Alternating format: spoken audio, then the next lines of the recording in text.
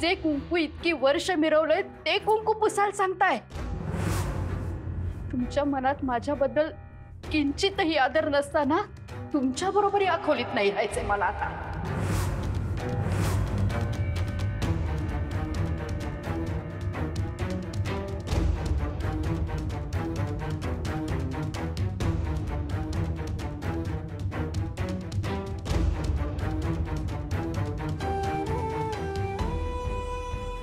कुठलीही अपेक्षा न ठेवता हिमालया एवढं प्रेम केलं मी तुमच्यावर, पण तुम्ही माझ्या कुंकवाच्या ठिपक्या इतकंही कधी प्रेम नाही केलं तू माझ्यावर.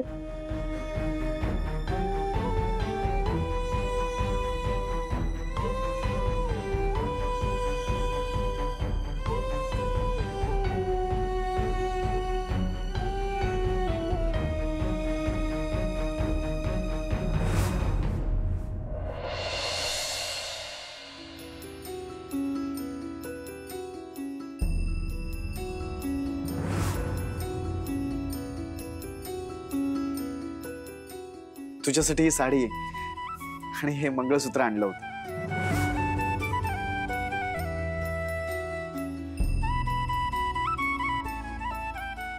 आणि त्या घरात फक्त माझी आजीच नाही तर आई सुद्धा तुझी वाट पाहते. अगं आई म्हणाली की मुक्ताला घेऊनच ये.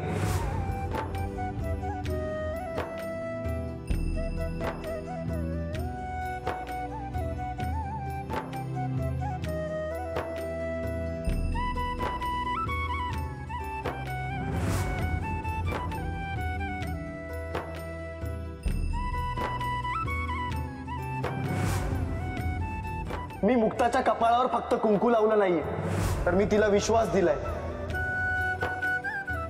की मी तुझ्या बरोबर संसार करेन.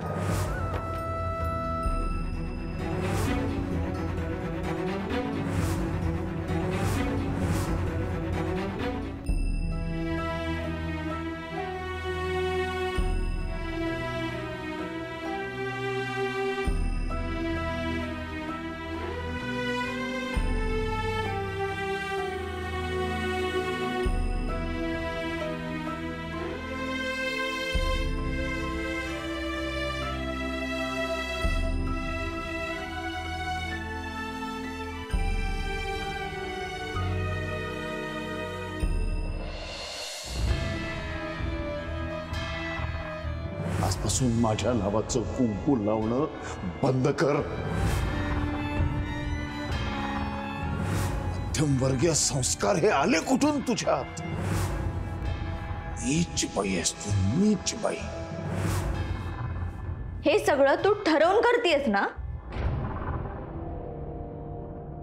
आधी सारंग आणि मुक्ताचं रिलेशनशिप लपवून ठेवलंस आणि आता गपचूप त्या भिकारड्या मुक्ताला या घरात सून म्हणून आणायला निघालीयस. अगं दादांना सुखात जगू देणारेस की नाही? आपल्या या नवऱ्यासाठीच्या या घरासाठीच्या जबाबदाऱ्या विसरलीस का तू? माझ्या जबाबदाऱ्या मला नीट माहितीये, ती अक्कल तू नको शिकूस मला. आणि मी बेजबाबदारपणे वागले असते ना तर हे घर कधीच उद्ध्वस्त झालं असतं.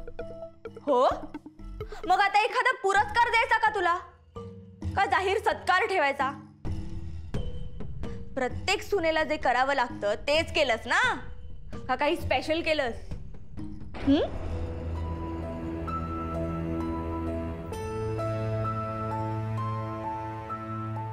मी जिला जन्माला घातली ती रेणुका तूच आहेस का ग? का वेगळीच कोणतरी व्यक्ती उभी आहे माझ्या समोर? रेणुका तू एवढीशी प्रीमॅच्युअर बेबी होती सगळं. तुला काही होऊ नये ना म्हणून रात्रीचा दिवस केला. रात्र रात्र डोळा नसायचा, जिने कवटाळून बसायचं मी तुला. सतत सांगत राहायचे की बाळा काही होणार नाहीये तुला. तू आणि मी आपण दोघं मिळून हे सगळं जग बघू. किती नवस केले, उपास तापास केले. काळाचा हिसकावून देत होता, तुला भांडून मी परत मिळवलंय माझ्यासाठी रेणुका. झाली हिची उपकाराची गाणी पुन्हा सुरू झाली. हल्ली ना तुला रडण्याशिवाय दुसरं कामच राहिलं नाहीये ग. कुठून तरी सहानुभूती हवी असते फक्त तुला. हे बाई, तुझ्या रडण्याने मी विरघळेन किंवा तुला आई म्हणत हंबरडा फोडत तुला मिठी मारेन, अशी अपेक्षाच ठेवू नकोस हा. मग अपेक्षा तरी काय ठेवू मी तुझ्याकडनं? काहीच नको ठेवूस. त्यापेक्षा दादांना त्रास होईल असं वागायचं बंद कर. आणि दादांना, मला, आम्हाला कोणालाच नकोय ती पोरगी सारंगच्या आयुष्यात. काहीही झालं ना तरी आम्ही तिला या घराची पायरी चढूच देणार नाही. सो तू सुद्धा तुझ्या मनातून तिला सून बनवण्याचा विचार काढून टाका, नाहीतर मी हे घर सोडून कायमची निघून जाईल, हे लक्षात ठेव. थांब रेणुका, नाही करणार मी प्रयत्न. पण तुझ्या भावाचं काय? त्याच्या सुखाची जराही काळजी नाहीये का ग तुला? मूर्ख आहे तो, बावळट. एक वेळेस इंटरकास्टला विरोध नव्हता, पण लायकी, क्लास, दर्जा काही आहे की नाही? किंचित तरी बरोबरी आहे का? हा, आता मलाच बघ ना. माझं ज्या मुलावर प्रेम आहे तो वेद.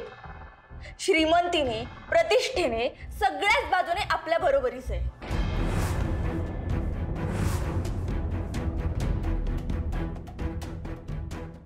ज्या वेळेस हे मला दादांना सांगायचं असेल ना, मी स्वतः सांगेन. आता फक्त तो माझा मित्र आहे एवढंच लक्षात ठेव. पण माझी निवड योग्य आहे की नाही? हा, आणि मी गॅरंटी देऊन सांगते ना की दादांना आमच्या लग्नाबद्दल काहीच हरकत नसेल. बरं मला सांग, जर मी एखाद्या गरीब दुसऱ्याच्या घरात झाडू पोछा मारणाऱ्या मुलाबरोबर पळून गेले तर चालेल का तुला?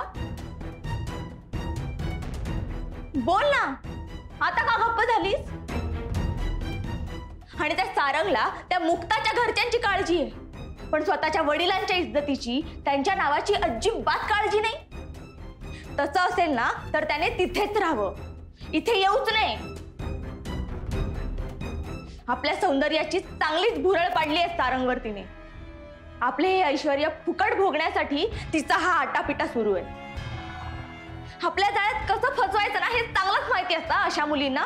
मुक्तासारख्या हलकट नीच मुली. रेणुका,